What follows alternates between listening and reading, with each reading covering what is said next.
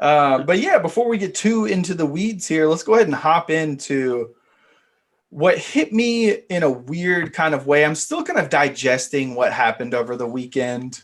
Um, Yeah.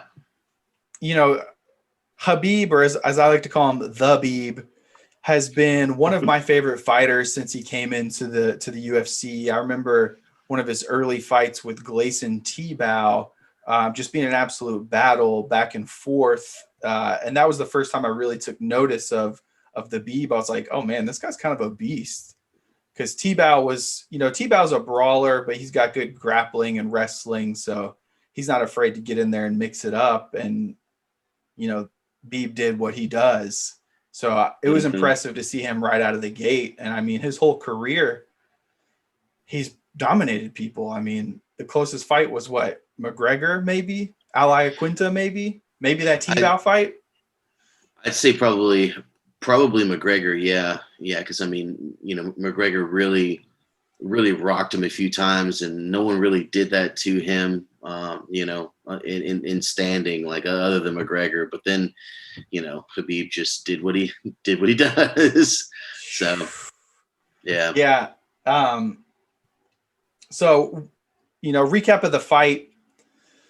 It was interesting to see them both walk out. Justin looked really loose, and Beeb looked like he had a lot of emotion built up. He looked really nervous, like he was holding on to a lot. It's funny to watch the guys when they come out for the fights because you can kind of see where they're at, and usually that bodes well for the loose guy and not as much for the emotional party. But it was the reverse of what it usually is this weekend. Kind of mixed it up in the first round, a little bit of an exchange. Khabib ends up with a late takedown, and then round two, just it looked like Justin's leg kicks were starting to irritate him, and then he just kind of got pissed and was like, "All right, I'm gonna take you down and smash." yeah. That was that's exactly what like Justin was saying. Like in his post fight was he felt like his game plan was just starting to get implemented, but at the same time, I mean, he also said um, what all fighters say after they face Khabib is, you know, it's it's different whenever he's on top of you. It's different whenever he has a hold of you. It's just totally different. It feels different. It weighs heavier. You could feel how strong the guy is, and it's just completely wearing on you. It was just too much for him. I was actually surprised that it was that devastating to Gaethje so early on.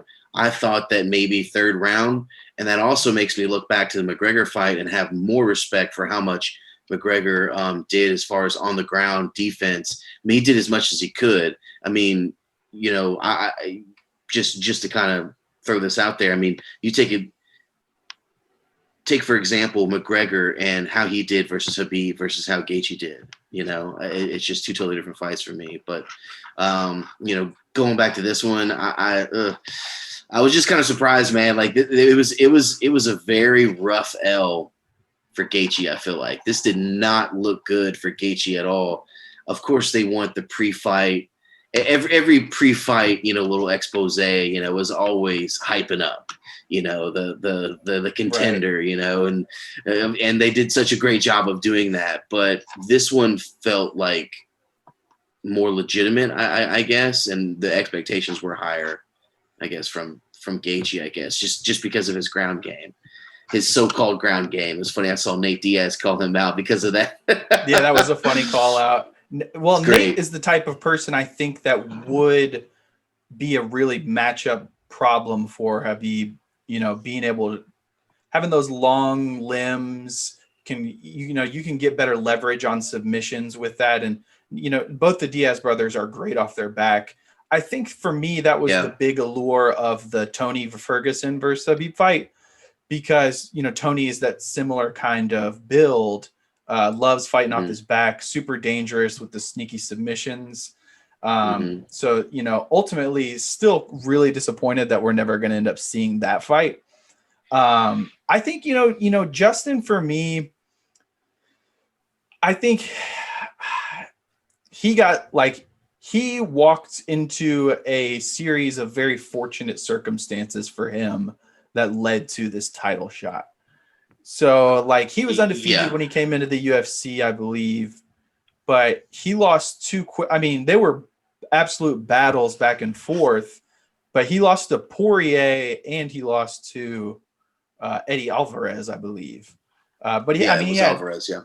he KO'd James Vick, that was nasty. He KO'd Barbosa, Donald Cerrone. So he's got some really great wins, but against those very top, top 3, top 5 kind of guys, he hadn't really been able to crack through until the Ferguson fight, which, I mean, Yeah. to me, that's just a unique circumstance. I don't think we saw 100% Tony Ferguson in that fight. But I mean, as a fighter, you got to deal with what's coming your way. So props to Justin for taking care of business there.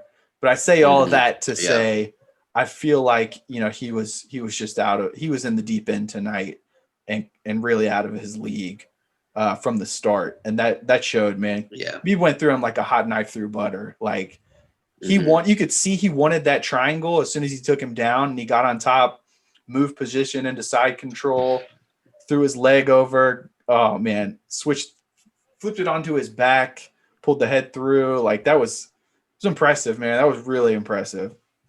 Yeah, for sure. And he looked extremely sharp. That was his father's plan that he had, and he was able to implement that night, which was pretty cool. Definitely very heartwarming, and it was a very emotional scene after that fight.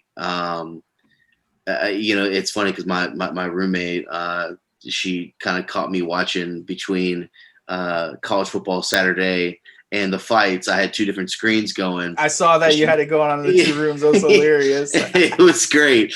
I was literally standing and just turning my head left or right, and just crowding one screen or the other, depending on, when the action was. And so anyway, she rolled up and, she loves watching fights and stuff, but she's not as invested as we are, obviously. So I was giving her the background on each fighter.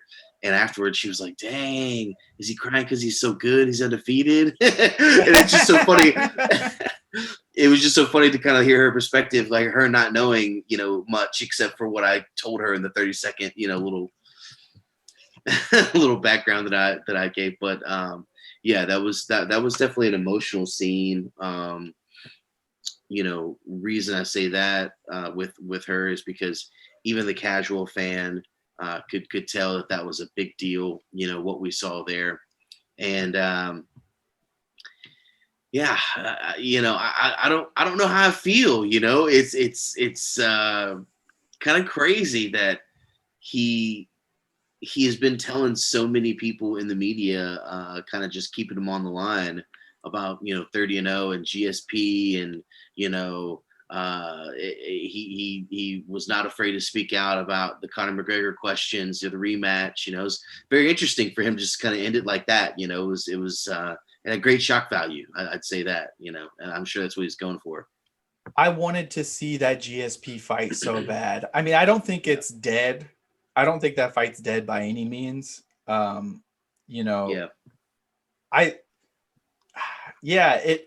wasn't super surprised to be honest, because you knew he only had 1 or 2 fights left. 30-0 would be the last one. That's kind of been well known.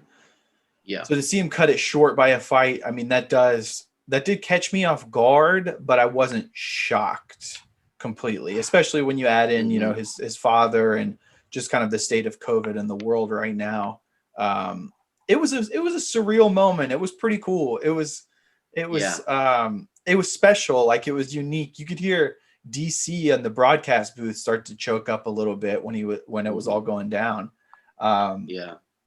Real special moment. So what do you, of course, everybody's been talking about the GOAT conversation. Dana, Joe Rogan, all the big names saying, Khabib is number 1 all time. Even John Jones came out and said, until I take the heavyweight belt, you got it for now. What are your thoughts on that whole conversation? I would say before Khabib's last 3, maybe 4 fights, you would have never heard me say anyone different than John Jones. But the way he's finished these last, 3 to 4 fights, And especially this last one with so much pressure with the big return, and he just looked like a champion from the moment he stepped out, and we saw him from the time he left the octagon. I'd say it is definitely him because John Jones. John Jones is a very dominant, very very dominant fighter, but statistically there is absolutely no one that is as dominant as Khabib Nurmagomedov. Absolutely not. I think Connor maybe got him in one round for sure, I think. And then there was one that was pretty close. That's the closest anyone's ever really fought him before. You can't say that about John Jones. You can say that John Jones potentially lost a fight with Reyes. You can never say or that Santos. Or Santos. Or Santos. Gustafson in the first one. I thought there Gus you go. won that fight, man. Oh, to this day, Those three, that's probably those three fights, phenomenal fights. Yeah. That's the Jones Gus one is top 5 fights of all time, in my opinion, without question. Yeah. Epic fight. All 3 of those fights, amazing fights. And but no, I get what you're saying. I agree.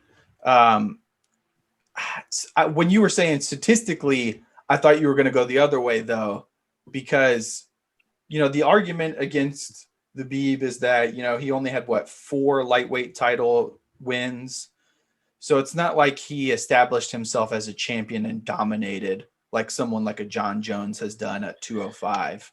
Sure, but he did beat the best there. He did beat the best, and also coming in. And coming in, and this is where, sorry, not to interrupt, but I have seen a few videos even as early as like this morning about people challenging just really challenging and questioning the legitimacy of that 29-0, that big number, that status is, being, undefeated, undisputed, because the first 12 to 13 of his opponents actually had losing records. They all had losing records. Right. And his 16-0 before coming into the UFC, that's really, it's kind of skewed. I believe it was 16-0, right? We'll have to go back and check. I want to say that's right, because I think he's 13-0 in the UFC and he's 29-0 total, so that makes sense. Yeah. There you go. Okay, I'm pretty sure that was I felt good about that, but that's definitely interesting. But at the same time, he did knock off everyone at the top. But as far as length, that is a good point with Mr. Jones, and now he's about to go to heavyweight. Let's go. I mean, when you look at the totality of the career, I wouldn't compare it just to Jones, but like a title run like a Demetrius Johnson, for example, where he defended the belt double-digit times alone. But I mean, I'm not buying that. I'm taking Khabib just because of how dominant he was. I think at some point I'm not yet. Like I said, I don't think it's dead with the GSP fight. I think I hope not. If there was a business move to make, that was the right one. Not saying he's playing it that way, but it just turns out that was a good move. He's not holding up the lightweight division, so Dana's not going to be pissed at him if he vacates the belt. Although it was interesting, Ali, his manager, came out and said nobody's vacating anything or something like that. So, it's only Monday. Things happen extremely rapidly in the world of the UFC, so you never know what tomorrow's going to bring there. But getting back to that whole GOAT conversation as it pertains to Jones, John Jones, his title run at light heavyweight, and when he came in, light heavyweight for me was the premier division in UFC. You had Tito, you had the Chuck and Randy saga. It's always been a storied division. So then to see Jones become the youngest champion in history at that stacked division, and then take out the caliber of fighters that he did take out. I mean, he took out Shogun, Machida, Vitor Belfort. John Jones's resume is crazy. And is, yeah. He has more title defenses or title wins than Khabib has total fights in the UFC. So I think that does mean something in that conversation. Mm-hmm. But Khabib never popped for PEDs or any kind of performance enhancers. So for Yeah. me, that's the conversation. It doesn't get past that. Like, Mm-hmm. Jones will never unanimously be considered the GOAT because of those failed drug tests. Like, whatever you want to say about Yeah. picograms or whatever. And I'm not trying to hate on the guy, just, realistically, that's the way that conversation goes. Picograms. Can't be hiding under cages and stuff when USADA rolls through. Yeah. It's hilarious. I love it. Unbelievable. I totally agree. Yeah. But I mean, hey, I'm a big John Jones fan. As far as in the ring, the stuff outside of the ring, I do not agree with. It's not as severe as being a fan of R. Kelly music and not agreeing, I'm saying, what he did outside the ring. It's not that extreme, you know what I'm saying? So hey, I'm a big fan of John Jones inside the ring. Outside the ring, I don't know. I'm curious to see what they do with Jones or what he decides to do, I guess. There was the talk of the heavyweight move, and now it's like completely silent. It sounds to me like Stipe, as the smoke is clearing, wants to fight Jones and not Ngannou. Like, what does Stipe have to gain from beating Ngannou again? It's like it's a very high risk, low reward situation for him. But if he goes out and beats John Jones, that's legacy stuff right there. So if I'm Stipe, that's what I'm pushing for. Unfortunately, Dana has said Ngannou's the guy, and Francis is obviously deserving.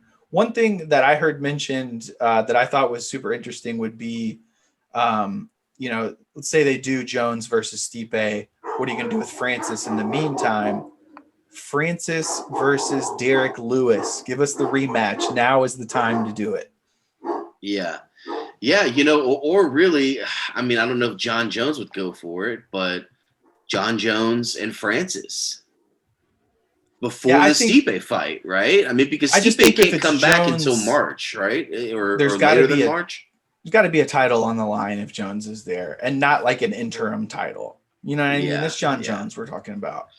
Yeah. And it's not like the champ is out. He's just, taking a little time. So, dude, I would love to see Stipe versus Jones. That's a great matchup. That's an unbelievable matchup. Yeah. I can't even. Oh my God. Yeah. That would be so much insane. Fun. I could see it going like Gus versus Jones 1 or 2, because Stipe, he's got good movement. He's got great hands. He would do more damage if he connected than Gus did. But Stipe is also a million times better wrestler and grappler overall than Gustafsson is as well. So, I mean, Stipe took down DC when they fought. So I don't know, man. I was gonna say that Jones might run through him like he did Gus in their second fight, but when I thought about it, it's like, I don't know, man. Stipe's got some chops, so that's a heck of a fight, dude. That's the one. It's the one right there. What did I say to you the last time that Stipe and DC fought? I'll never doubt Stipe. I'll never doubt him again. I'll never doubt him again, because every time I start to doubt, I'm like, well, Stipe, he'll probably get it, but I don't know. Or, nah, man, there's no way. Like, this is, such and such a time. No. Yeah, Stipe always shows up. He's undisputed. Only other move I would see for Jones, if he's not going to go to heavyweight, is this fight with Stylebender, because they've been jawing so much back and forth. What if Izzy goes up and fights Jan and takes the belt at 205, then Jones comes back for his belt versus Izzy? That would be awesome. Oh my God. Yeah. Just hearing that, that'd be pretty sick. That'd be pretty sick. Oh man, that'd be so sick. But anyway, before we get too much more off into the weeds here with our speculation, let's get back to the main card last night, or at least the pay-per-view last night. And there's a couple of things I wanted to talk about that went down. Great night of fights overall, like just so good, start to finish. first off, the main event started at 2 p.m. on Saturday. So the early prelims started at 11 a.m. So I got to wake up and watch fights all day. That was amazing. UFC, do more midday or early fights. I love it. Yes, I kind of hope that like the rest of their fights out there in Abu Dhabi are kind of known for that. Like they're all going to be, that the different time frame.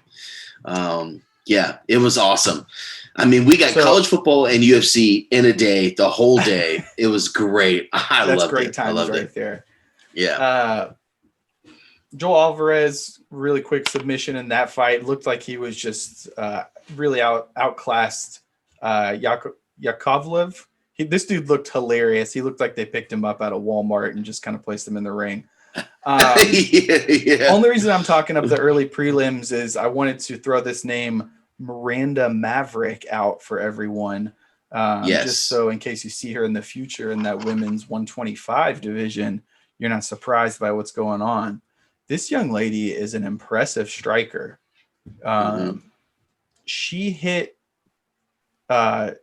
Joshua with a lead, or it might have been a back. Anyway, it was like an uppercut elbow. And here's a picture of the resulting it was right down this. Yeah, right down the center. She nailed that right down the center. This is her after the fight, just covered in blood. This happened at the end of the first round, I believe. They had to stop it in between rounds when they saw the cut. It was like, nah, bro, she's not going back out there with that. That's ridiculous. That's pretty big, man. Jeez. Man, that was vicious. That was absolutely vicious. It was pouring blood too. Yeah, absolutely pouring blood. So Miranda Maverick, definitely. I love that they're trying to beef up 125 because 115 is super deep, but those other women's divisions don't have a whole lot going on outside of the top 2 or 3. So good to see some depth at flyweight coming on here.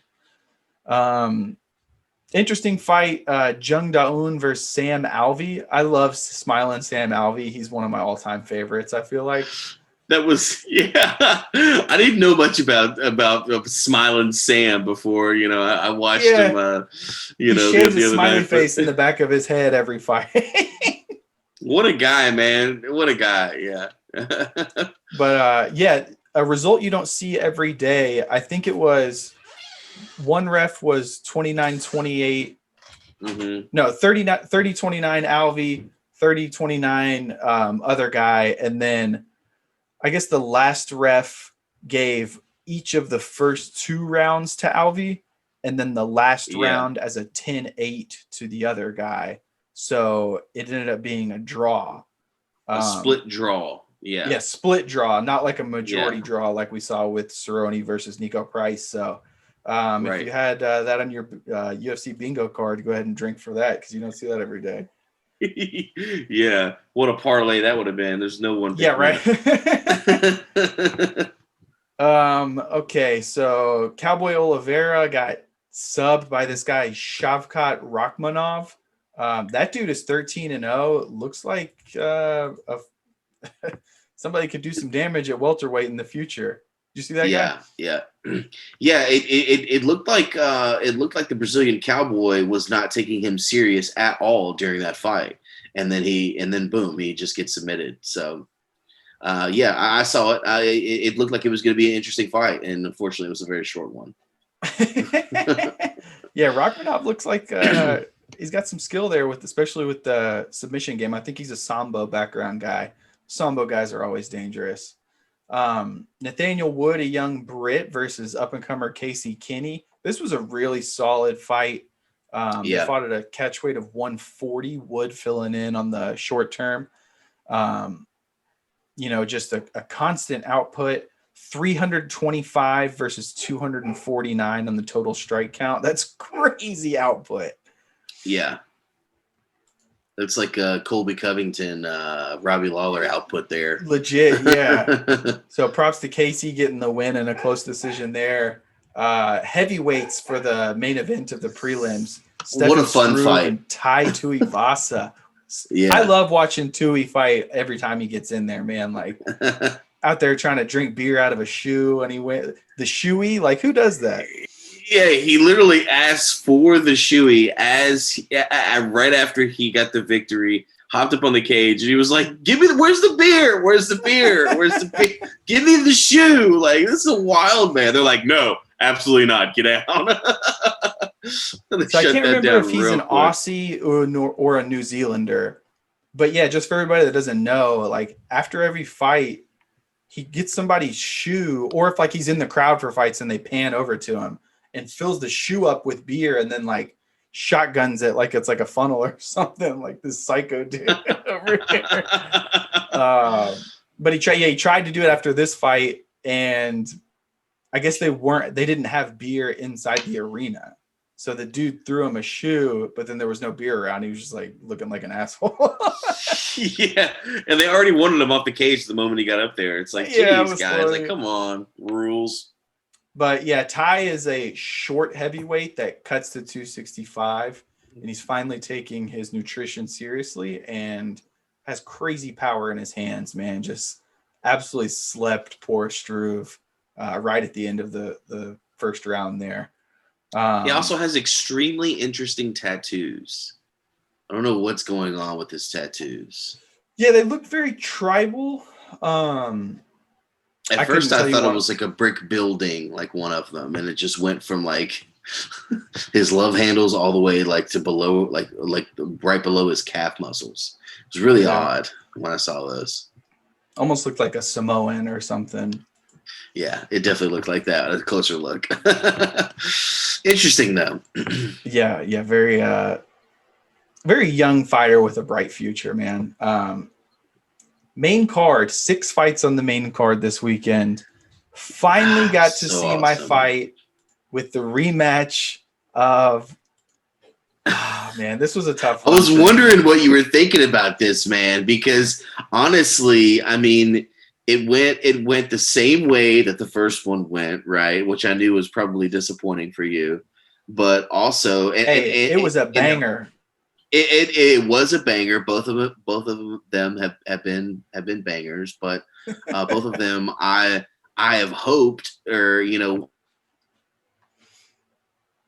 I'm sure we have all have anticipated and hoped that they go at least 2 rounds, and of course the distance, because these two guys are they're both beasts, just straight beasts going at one another. So I mean, I don't mind when it ends early as long as they're coming out and firing. I was rooting for Kudelaba just because I think he's fun and I like his style, but Magomed Ankalaev, dude, he's a beast. Like, you got to give it up for him. That fight lived up to the expectations for me. My guy was on the wrong side, but hey, that happens. I thought it was a great fight. I'm glad they finally got it taken care of, and it definitely got the main card started off on the right foot. I didn't notice this just looking through. There was only 1 decision on the main card. Don't want to get too far ahead of myself here. What do you think about this Lauren Murphy flyweight winner from over the weekend? For me, it was the most lackluster, the most boring performance of the day for me. But this was a fill-in fighter. This is not who she was originally supposed to fight. Obviously, she looked dominant. She looked good. She looked clean. She looked lean. She looked mean. And she also looked like she, could have a son fighting in the UFC currently. I was very surprised the moment that I saw her, and I'm like, wait a minute, what? She's also top 3, and just because I don't have 2 off the top of my head, she'd be at number 1 of this top 3 list. Top 3 worst tattoos in the UFC by far. Man, she's got like your like normal, like average, like pestering vine almost wrapped around, like supposed to be like a barbed wire type wrap style leading from like her collarbone all the way down to like below her elbow. It's confusing. It's odd. It's I don't know if it's supposed to be artistic or not, but it speaks nothing to me. I'm trying to see if I can find a picture of it here to pull up. I'm just sitting there. I'm sorry to go on that rant, but oh my gosh, man, it was really, really bad. One of the worst tattoos I've ever seen in my life. She had to have been like shit faced like in the 60s, whenever she got that. Notice I said 60s. In the 60s, she's not. She was listening to Jimi Hendrix. She, she was listening to a little bit of Hendrix as she was at the tattoo parlor there. And Yeah, there are no good pics of that tattoo. I got one because rando. it's so bad. Like comes up her arm here and down like into her ribs. It's it's pretty. I'm a tattoo guy, and I am not a big fan. I'll tell you that much. But she put a hurting on her opponent, so you can't hate on her too much. She did. She looked great. Yeah. She's a girl. I remember her first fight in the UFC. She just like kind of won me over with how scrappy she is, because like she clearly was not the like most technical, athletic, like she doesn't look like much looking at her. She looks like just like a fighter and a brawler, and that's kind of her style. Like she's tough as nails. She's got okay technique. She's pretty strong. She knows how to throw a punch. Like she's on a pretty good run here. Got the decision over Roxanne. She beat Andrea Lee. That was a huge win. And she was champion, and she was bantamweight champion. Her ceiling is approaching, and I don't want to see her fight Valentina Shevchenko and get her head kicked off. So happy to see her win. Scared for her moving forward, I guess you could say. Yeah. Like again, that's why to me it was just like a really odd, like whenever I hear 6 fights on the card, I'm like really excited, but really it should have just been 5. And because like I don't I don't know, I just really don't get excited, and when like hearing about this. And there was a fill-in, and on top of that, just like you said, her ceiling is approaching, and to quote Jordan, the ceiling is the roof in this occasion, and the roof is nearing. Like, she's got maybe 3 fights ever, like left in her. Come on, it's like, and give her a Joe Biden. Come on, man. Come on, man. Come on, man. You gonna tax people then? Come on, man. Environment, come on, man. This next guy, Phil Hawes, looks like a badass. Yeah, so I will admit that this is when I believe I forget something happened like in my day whenever I was watching this. Something happened either like with the stream or someone like came up. I don't know. So anyway, I missed this fight. Long story short, I missed this fight. I did not see this fight. Yeah. So you'll have to tell me about this one because I don't know. He was impressive, man. He looks like a monster. It's his UFC debut. He only Time out. No, I did see this. The KO. I'm sorry. He just won. He just won Ultimate Fighter. Is that what it was? He came in off of the Contender Series. The Contender Series. Sorry, he came off the Contender Series. I did. Yeah. Okay, so I saw that he KO'd him. Right. Watch out for him in that middleweight division. He's a very rapidly ascending young star in the making, right there. Yeah, dude shredded. Looks like a ridiculous athlete. Looks like he'd jump out the gym. Yeah, it's crazy. Yeah.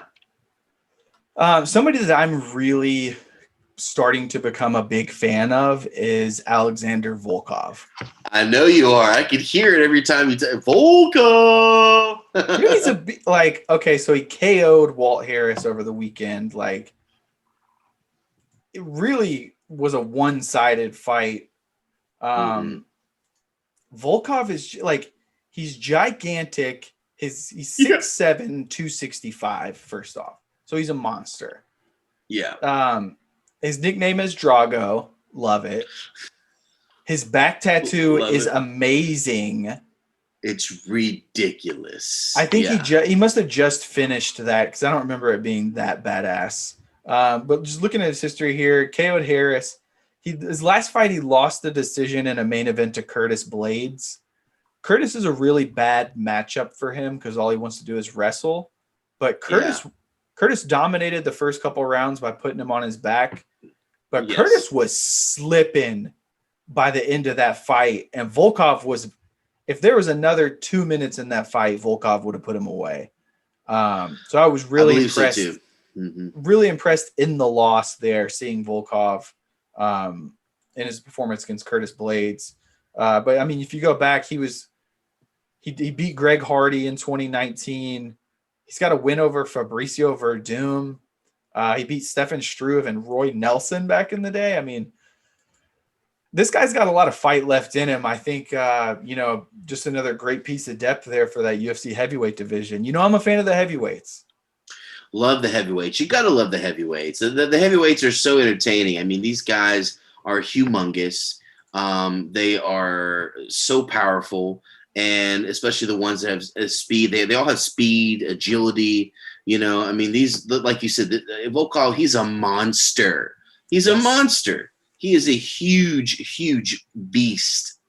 You always got to love the heavyweights. I'm always a big a fan of the heavyweights, and to do what he did against Walt Harris, man, of course they always sell you in the build-ups, right, to these fights. But I mean, I've always liked Walt Harris, and the thing is like I really felt like he was gonna get some. I felt like he was gonna get this one. I really felt like he had just made so many improvements. He had taken his training so much more serious this time around, and he was just doing the right things. His head was in the right game, and I just, so impressed by Volkov there to just dominate Walt Harris the way that he did. Really impressive performance. Would love to see something like this. Just came to me just now. Volkov versus Overeem. That do anything for you? Man, you know what's crazy? And this is just so it's amazing to me that there are fighters that can actually take Overeem down. Like, that's what's so amazing to me about martial arts and just about MMA, so much. Is like you take a guy like Overeem, you're like, you just look at him. By first look, you're like, there's no person in the world that's gonna dominate that guy or gonna knock that guy out or gonna choke that guy out, right? There's no way that someone's gonna submit him. And there have been. It's just crazy. It's like there's always some guy, there's always somebody else. There's always some bigger, stronger, faster, more talented. But that one right there, that would be a great fight. I'd love to see. Be a fun fight. Let's see it, Dana. Make it happen. Reem. Next fight was a bit of a huge Overeem fan. I that would be a tough fight for me to watch. But I would love to see it. Anyway, next fight threw a bit of a wrench in the system in the middleweight division here. We got Bobby Knuckles, Robert Whitaker getting the decision over Jared Cannonier. What'd you think of this fight? Coming into this fight, I'm a huge Cannonier fan, newly dubbed Cannonier fan. I really do like the way the way his mind works. I love the fact that he used to be a former heavyweight. He's worked his way down. He's mean, such a lean, cool agile. It is a super cool story. He seems like a dude that I would just love to smoke down with and just like have like literally like some jazz playing in the background while like Harry Potter's also playing in the background and like smoke a cigar like after a blunt or something. I don't know. And then like have like a nice cognac, chilled. Okay. Something. Not on the rocks. Just give it to me straight. Neat, baby. Super chill. Yeah. I don't know. I just really painted that picture with Jared Cannonier, but I just, that just seems exactly like his style. I mean, he gives you exactly who he is. So it's so easy for me to be like, oh, well, I can picture exactly how, we would kick it or whatever. Really, really shocked that he didn't have a better showing. I read an article this morning, though, that off the very first kick that Bobby Knuckles laid on Mr. Cannonier, He actually broke a bone in his arm. So off the Oh. very first pick, or kick, so much football and UFC. Anyway, so yeah, that may play a factor. Obviously, I'm sure it played a good factor in his striking ability. I just felt like Cannonier was gonna really make this a lot more of a closer fight, and I thought Cannonier may sneak up and get Robert Whitaker on this. And that was my mistake, not thinking or not assuming that Robert Whitaker was going to be as focused on this fight as he was. Super impressed by Robert Whitaker. I mean, he really outclassed Cannonier to a level that I did not expect. I mean, he really, really outclassed him on the feet.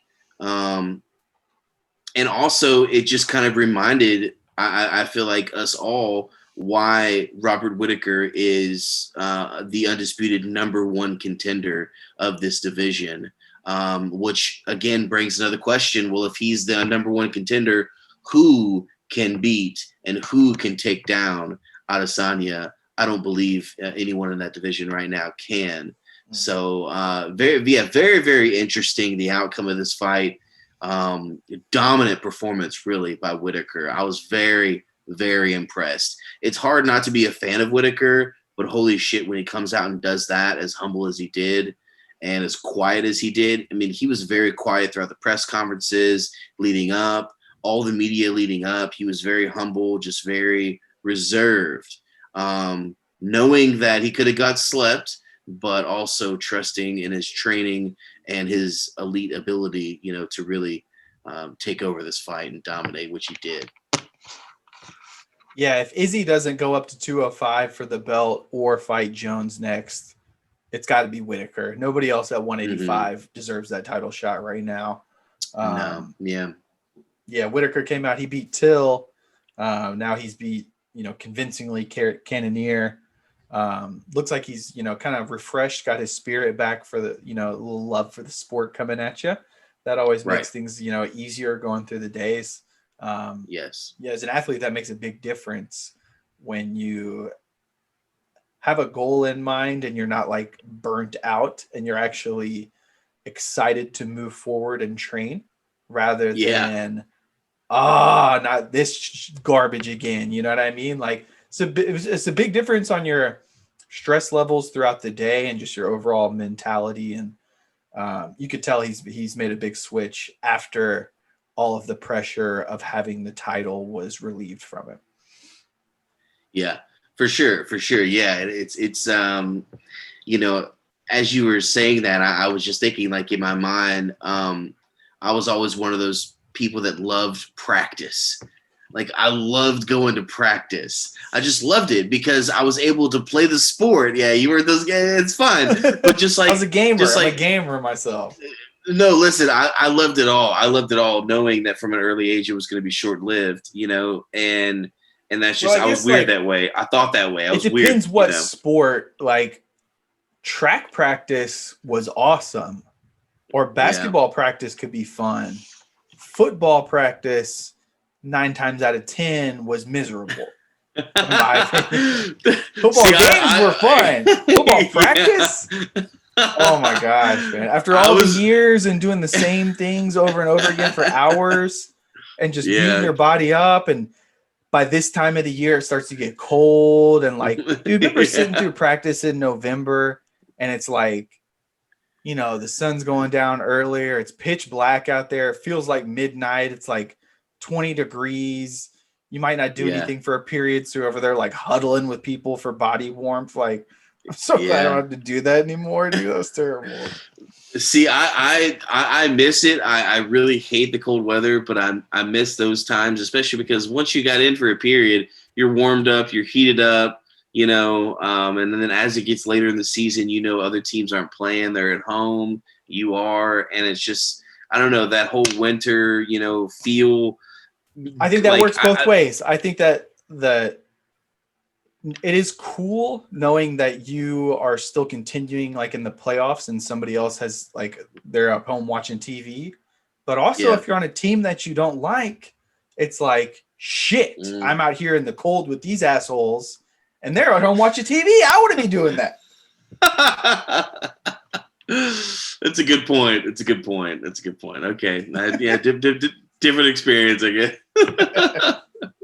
But anyway, Whitaker looked phenomenal. UFC Whitaker 254 as a whole was a huge success.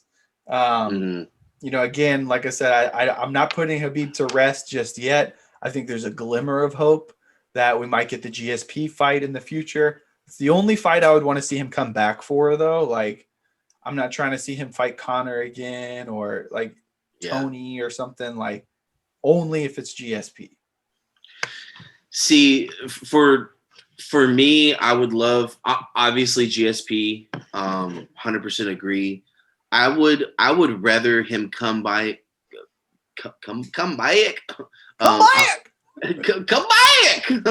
Mr. West.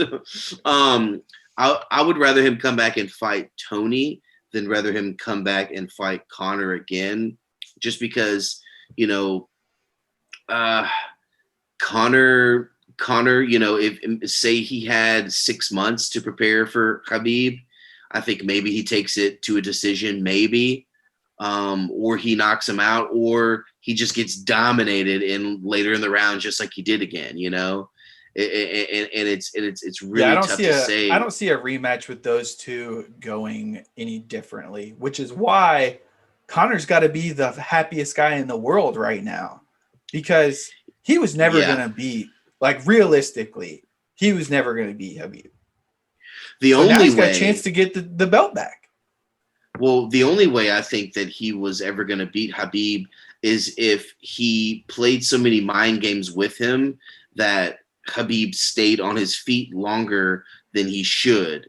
Obviously to the ground, it's no contest, but I feel like, and I know I've heard Khabib say this in the past, the first fight he wanted to prove that he could stand on his feet with Conor, and he did. Yeah, he did. He definitely did. And Conor admitted to the media that he completely underestimated his stand-up and didn't even really work on it because he had so much focus to his ground game. Yeah. Oh, man. Yeah.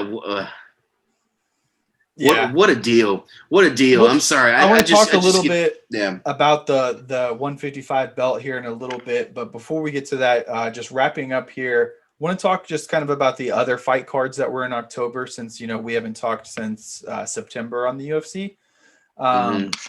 We had the first card of the month.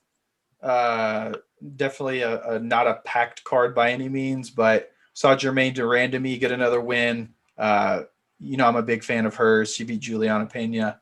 And then Holly Holm, dominant win.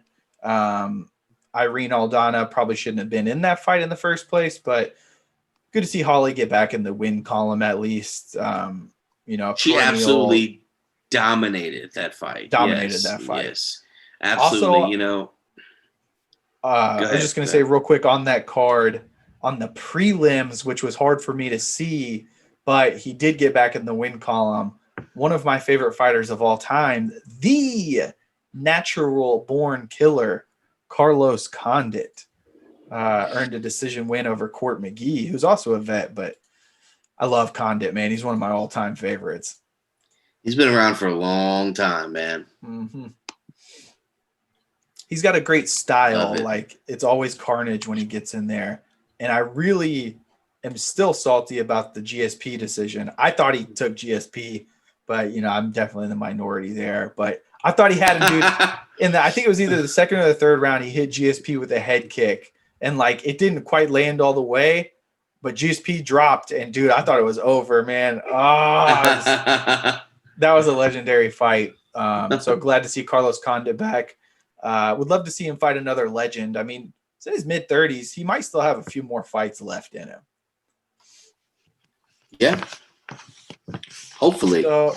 So UFC Fight Night, October 10th, Moraes versus Sandhagen. Wanted to just to touch on this real quick because it brought us probably the KO of the year and one of the greatest KOs in UFC history, as a lot of people have talked about. So, looking at the whole card, pretty light card. I didn't know a ton of these folks here. Um, this fight right here at middleweight, Joaquin Buckley. Let's play the tape for the folks. Catches the kick. Ooh, knocked Yeah, out. that was you talk about it. You talk about a viral knockout right there. I mean, that is I've never seen by it. definition.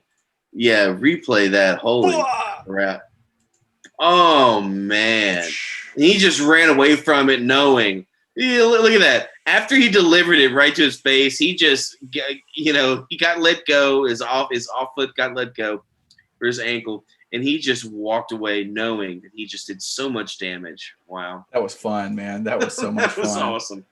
And then on the main card here, just want to touch on a couple things.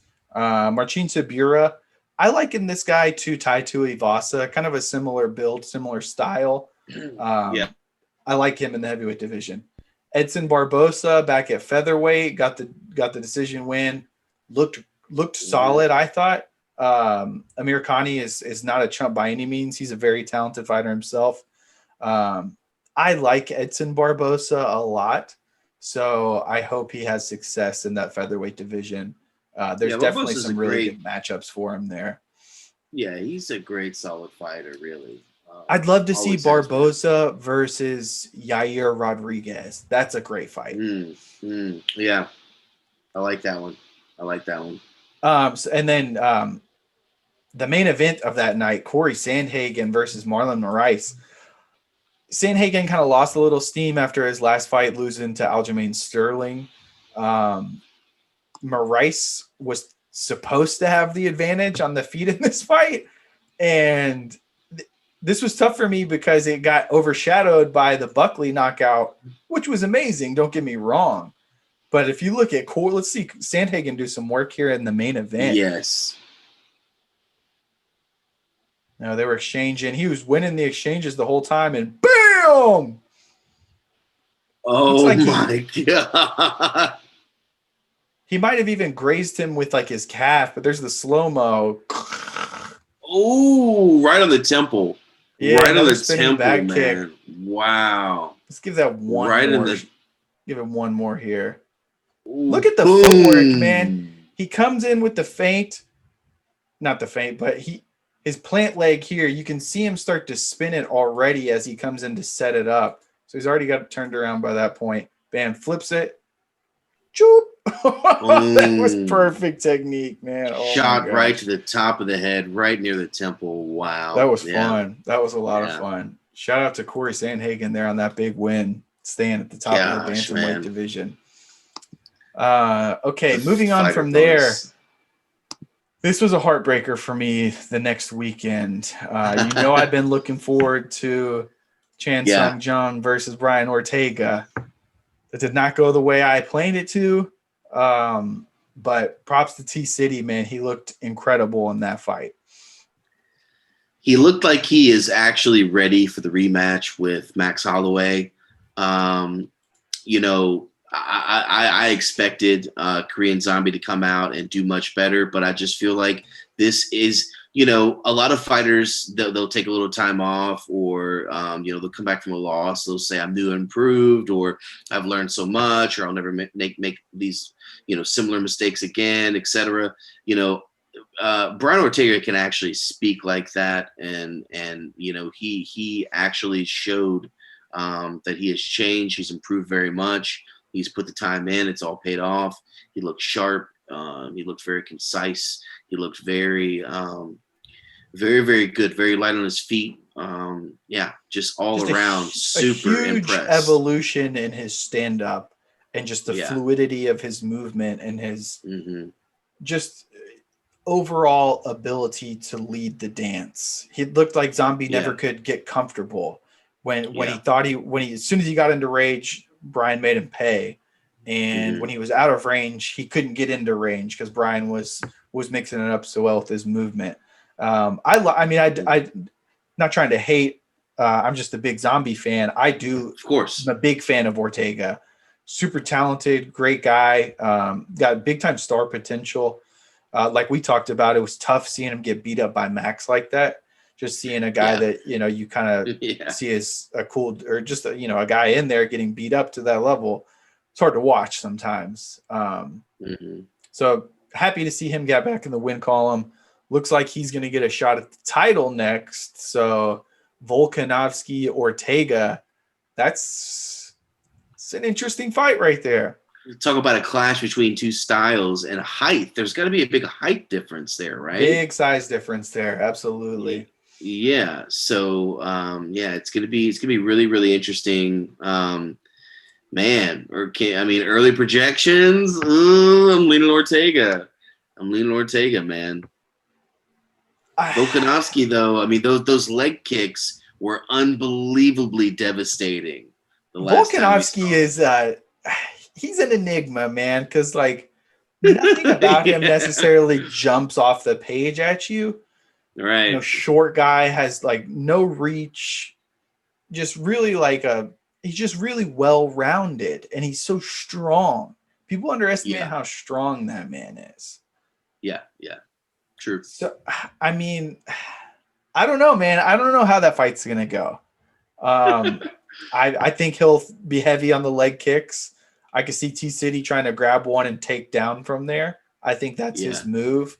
I think if he tries to fight like he did against Zombie, he probably takes a L, just because I think Volkanovski moves a lot better than Zombie does. And we saw that in the 2 fights against Max. I don't think anybody's got as good a movement as Max. After what he did to T-City, you could see the big advantage he had there. And then for Volkanovski to go toe-to-toe with Max 2 fights in a row, 10 rounds, I got to give the edge. to Volkanovski. But that's a super close fight. I love that fight. I like the division a lot. I'm a big fan of 145. A lot of good contenders there. Wouldn't mind seeing Zombie versus Max. That would be a fun fight. Zombie is just, his problem is he's not, like, everybody knows what he's trying to do.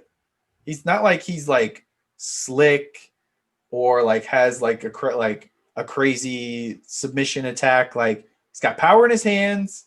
He's got all right kicks, but he's going to try to get you out of there. And he's not afraid to take a couple to give a couple. Right. Yeah. So like just the level of technicality in his striking versus someone like a Max, like Max is leaps and bounds ahead of him, but Zombie's just got that power and that will. It's always going to have, an opportunity. Totally. Yeah. The ingredients that the Korean Zombie possesses, they definitely make for an exciting fighter. Absolutely. Yeah. Top on down to this women's flyweight, the co-main, man. Hey. Andrade! Jessica, man. Quick bounce back, right? Quick recovery from the loss to Rose, Thug Rose. Shout out to her really quick just for being amazingly attractive.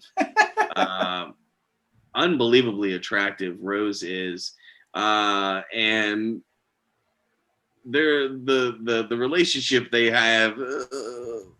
We'll say that for another day, but it's strange. For another day. But yeah, remember whenever I explained to you like the age difference or whatever it was, but it's like none of y'all can hate on me ever.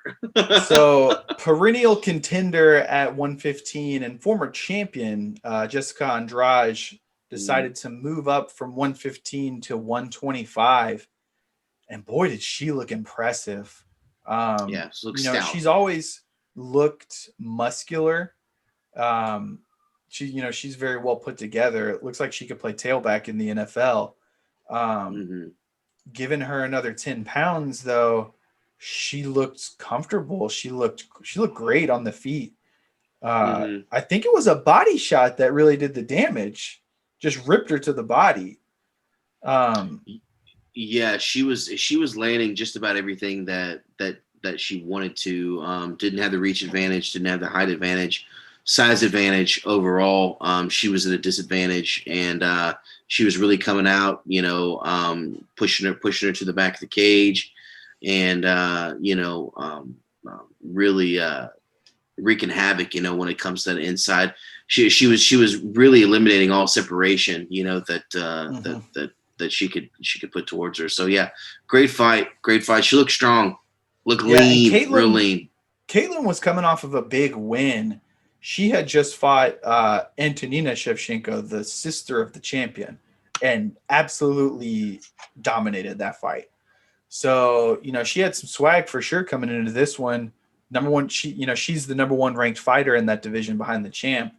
And for Andrade to come in there and put the whole division on notice, man, that was impressive. Big shout out to Jessica Andrade. Certainly going to have her sights on the winner of that Jennifer Maia versus Valentina Shevchenko fight, which is coming up here soon. So that actually segues well into kind of just looking ahead at the rest of the year here on what fights have been officially announced. Next weekend we've got a solid fight night event on ESPN Plus. My boy Bobby Green is fighting Thiago Moises. I don't know how you feel about Bobby Green, but I love watching that dude scrap, man. He's a brawler.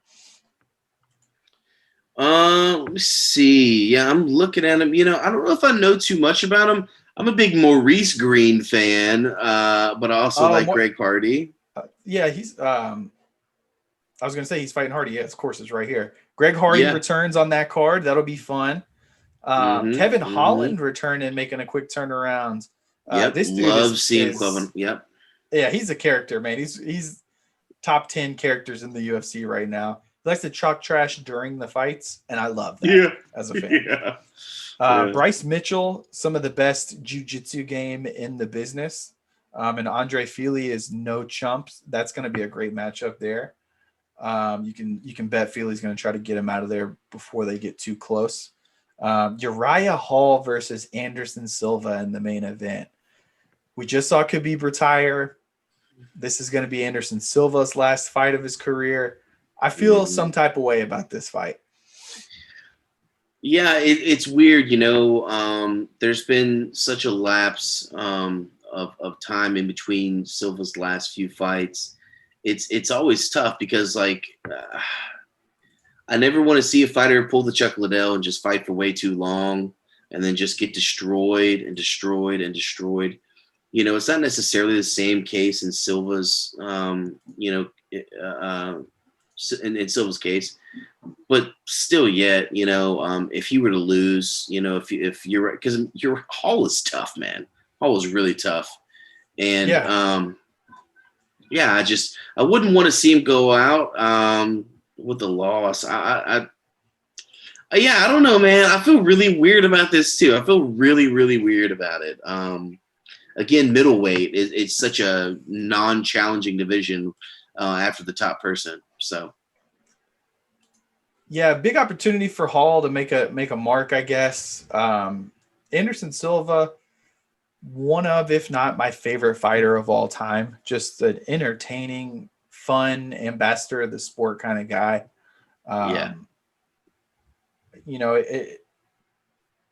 Some guys, when they fight into their 40s, as he has, really it's tough to watch. Silva, for me, still moves pretty darn well for a guy that's like 43 or 44 years old now, however old he is. I thought it was fun seeing him battle against Stylebender. I am happy that he's finally hanging it up because I don't want to see him get to that point where he's just getting KO'd every fight. Yes. So yeah, I definitely have some mixed feelings on that one. The Spider dude, one of my all-time favorites without question. Moving on to the next weekend. Finally, this fight that we've been talking about for a long time, Glover Teixeira versus Thiago Santos, making his return.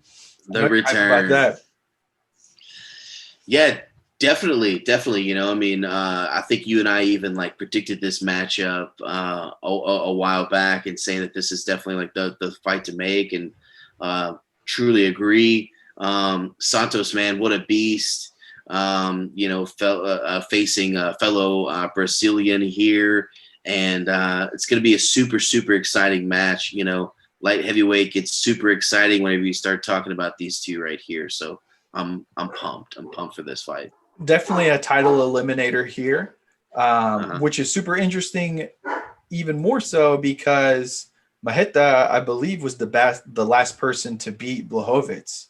So if Santos beats Teixeira, Santos got a good shot at that title, man. I wouldn't mind seeing him with the strap around his waist. It'd be pretty sweet, man. I mean, he's a very exciting fighter. He's a very dominant.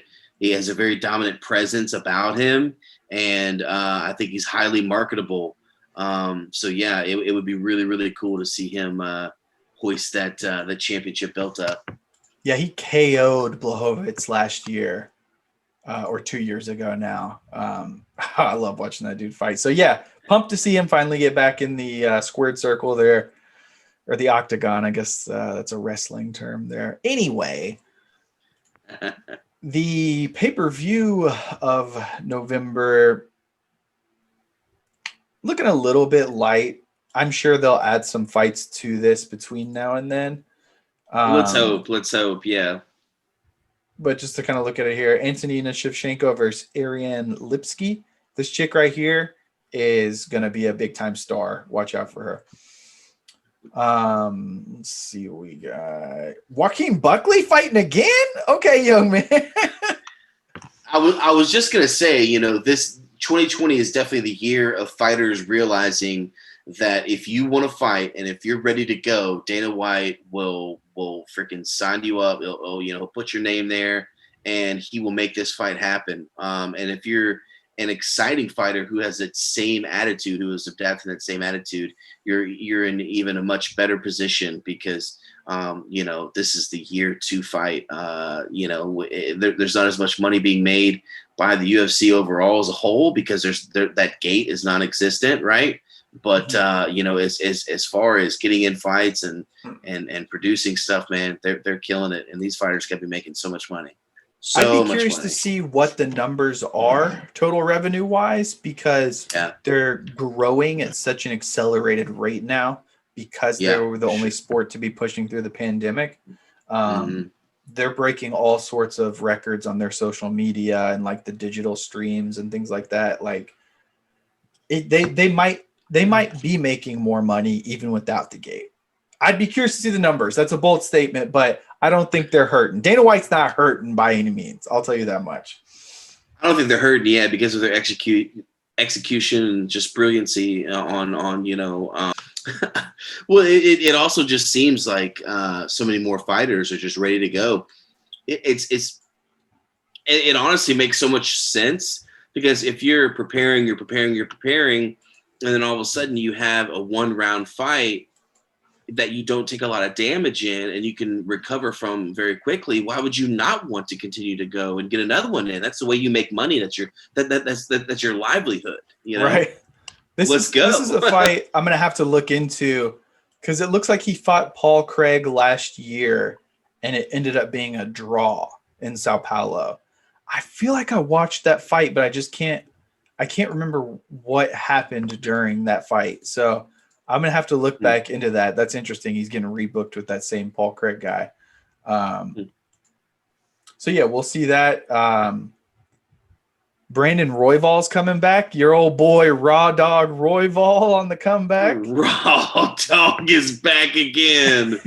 He's fighting Brandon Moreno, another young scrapper. So great flyweight matchup.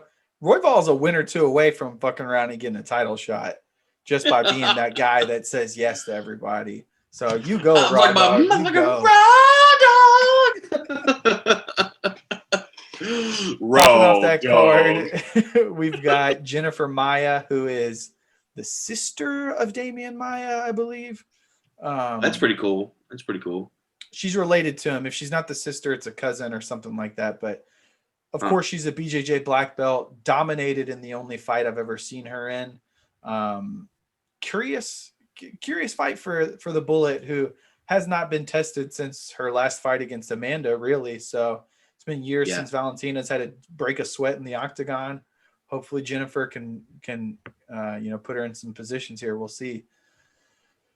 Main event on that one, we've got Davison Figueiredo fighting Alex Perez. Fun fight, not anything I'm stopping the press for, but I like Figueiredo. I like the way he fights. Perez is kind of a similar style guy, so should be a lot of fireworks there. I can definitely see. Well, I can't. So what I was gonna say is, with this card being, you know, not super star studded for a pay per view. Mm-hmm.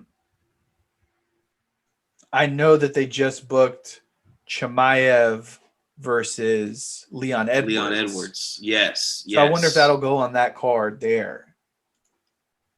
It would be But nice from a fan's I perspective. I would love it to get it in, you would get it in think 2020. that fight would be a main event though, and there's already 2 title fights on that pay-per-view card. So On the it would December have to. 19th one? This is November 21st. They don't have the official up for December 19th. So Okay. I've heard a couple of different dates for when they're doing that Chimaev fight, but Okay. I love that matchup. I think it sounds like they twisted Leon Edwards' arm into doing it like he didn't want to, because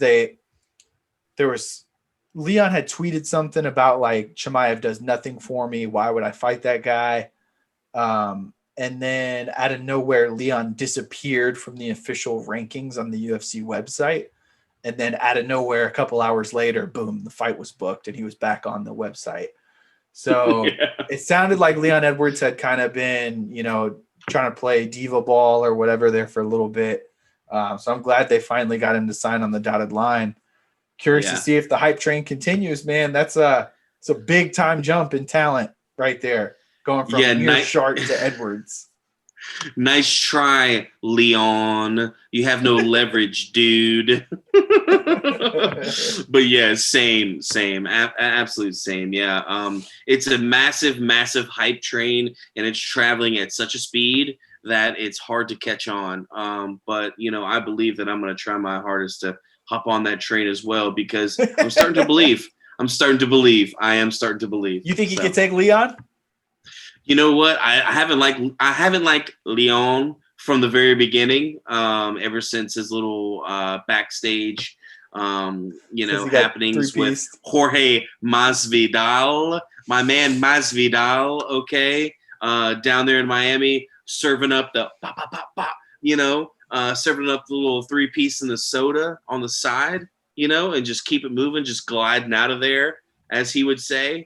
I love that. I love that term, sauce man. On the side, dude. Giving a little pop, little three-piece, and then the soda. So that's interesting. You bring up Jorge, because he's been kind of silent lately, and I know the last time we talked, the rumor, which seemed like it was more or less confirmed, was Nate Diaz versus Jorge, which has since been dead silent. So to me, it sounds like the move that they're making, they've been talking about doing the Ultimate Fighter and bringing it back. They wanted to be Khabib as Connor as the coaches, didn't work out. Right. What would you think of the Ultimate Fighter coached by one Jorge Masvidal? I know who you're going to say. I know exactly who you're going to say. Colby, Mr. America Covington. I think that is the absolute marketing gold mine. I think it is a marketing gold mine. I think that every second they air content, I'm going to be locked on that screen for every bit of that content. Every single bit of that content they produce, I'm going to be locked in, and I'm going to be laser focused. It's funny because Covington gets a lot of heat, for his, political beliefs, and he's so much on one side. And quietly, Jorge Masvidal is actually taking a bus tour with one of Trump's kids, to promote, for, Trump 2020 and the presidential candidate there. So interesting, because they can't play that. I think the reason why it's taking a little bit of time, it's obviously going to be after the election that they announce any of that.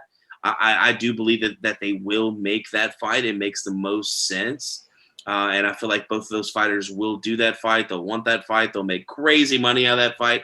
The pay-per-view That's points. the fight, man. Oh my God. The pay-per-view points alone. Oh my gosh. Oh my God. Masvidal was just recently on the cover, so that's a huge ego thing. It's a real pride thing for Covington. Obviously, they both used to they used to be really good friends, live together. They've got vlogs together. Come on, man. I mean, Dude, it's that's just like it's perfect. top 5 biggest fights in the sport right now. I would say so. Absolutely. And it doesn't even have a championship belt on the line. I mean, you could argue the BMF belt. Something, big time to look forward to. I have not heard any official chatter on that. This is just trying to read the tea leaves in terms of, who's talking and who's not, who has had fights recently. Oh man, I hope they do that. I really hope they do that fight. That would be, that's a headliner right there for sure. That better be a 5-rounder. That's gotta be. It's so much more deep rooted than Masvidal and the guy he knocked out. Yes. No, the guy he knocked out in 2 seconds. Askren? Ben Askren. Oh my gosh. That was just there's such a hype built around that fight because there was so much bad blood. This is so deep rooted. I mean, this is like the beginning of the game, deep rooted beef between these guys. And they've been with each other so much. There's so much American top team beef that's going on between these fighters, and just the exit of Colby Covington, and now he started his new gym. And there's so many layers within this story that they have to make this. I'm sorry to rant about it, but they have to make it. And like I said, I'm gonna that fight. Every second of content they produce, I'm locked in. I am sold. I am sold. I am there. All right. So as you can see, a lot of good stuff in the, coming in the near future in the UFC. Last thing I wanted to talk about, we kind of brought it up for a second at the beginning, is the future of the belt at 155. If we are to take Khabib at his word, that means the champ is gone. What do you do with the belt at 155 there? Yeah, it's tough, obviously you've got the Poirier fight coming up with Conor. But I don't necessarily think that's deserving of a championship or like an intern championship bout. I don't know if I don't know. I mean, Gaethje just lost. Even though he just lost, to me, he's still the number 1 contender. Why would Gaethje be ranked above Conor or Poirier? Poirier, I feel like he definitely should be ranked above. Conor is a toss-up just because Conor did much better against Khabib than Justin did. Gaethje should be ranked above Poirier? I'd say so because what Gaethje did to Ferguson still holds so much weight in that division. And it was such a dominant performance. I feel like Gaethje still is better than Poirier. I know you're a Poirier guy. I get that. How can you say that, though? They fought each other. It was not close. It was close. Dustin knocked out Gaethje when they fought. He KO'd him. Conor KO'd. Come on. Conor KO'd Poirier, but that has no bearing on Justin versus Conor, or Conor versus or Justin and Dustin. Well, Justin and Dustin is already, no. I hear you. I just feel like now, where they're at now, that's how I feel. Where they're at currently, that's just the way I feel. I feel like he should probably still be the main contender. Conor's been out for a while. Poirier's been out, for a little bit as well. He just pieced up Tony Ferguson. That was a pretty impressive, dismantling of one of the division's finest. Still feel like he's right there because he's in it. He's in the mix, man. He's in the mix.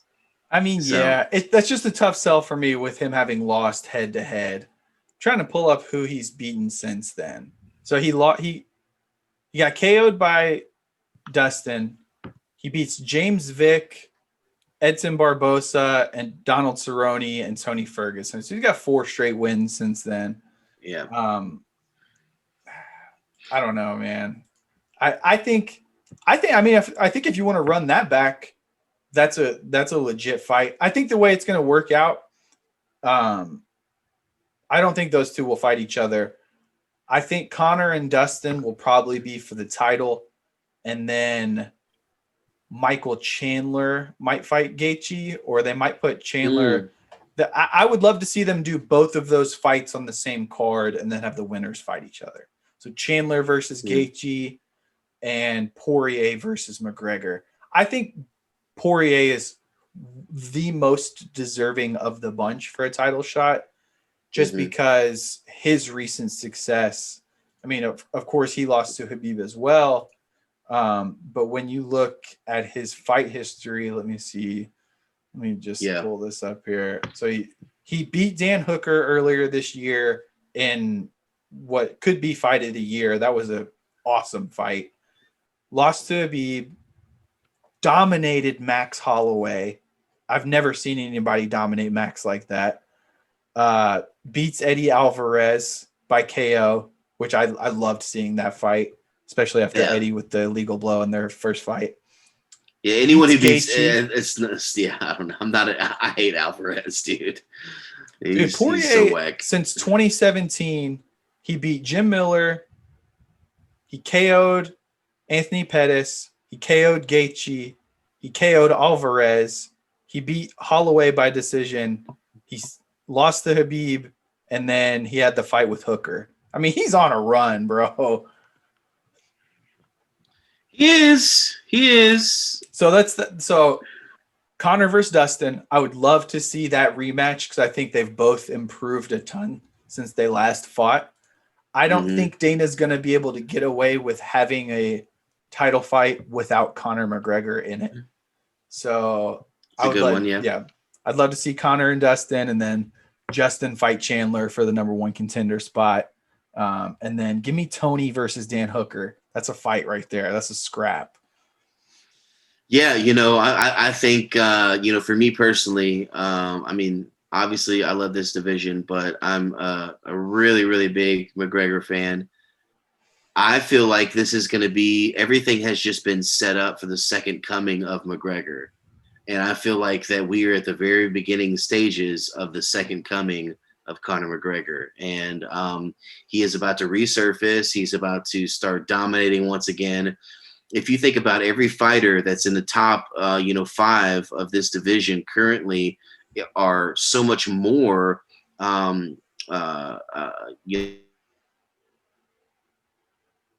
complementary to the style that he fights with personally, because Khabib is such a problem, when it comes to people, different styles and how he totally is. It's a 100% kryptonite, but he's also everyone's kryptonite. And the UFC in the past, year and a half, maybe 2 years, leaps and bounds has become more of on the feet, across the board, not so much Muay Thai anymore, not so much, Brazilian Jiu-Jitsu. It's more of just ground game that just plays to Conor McGregor so much. Did you see Dustin and Conor's little scuffle on social media since the fight? Or so Gaethje basically was like, hey, I heard the Conor versus Poirier fight hasn't been inked yet. Conor, why don't you back out of that and fight me? Let's do this for the title. And Conor is like, bro, you got slept by Dustin and you just put up a embarrassing performance against Khabib.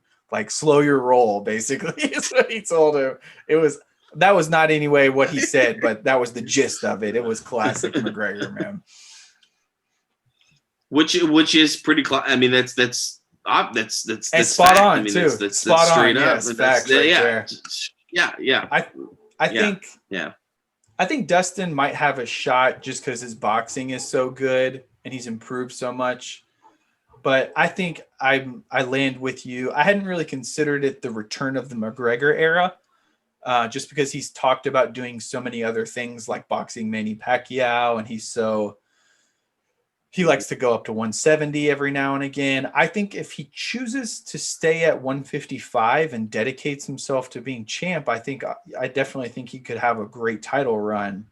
I don't think that's who Conor McGregor is anymore, though. And I don't see him just coming back and defending the strap at 155 if he comes and gets it. I see him trying to make interesting fights at 170 and doing the whole Conor McGregor show. I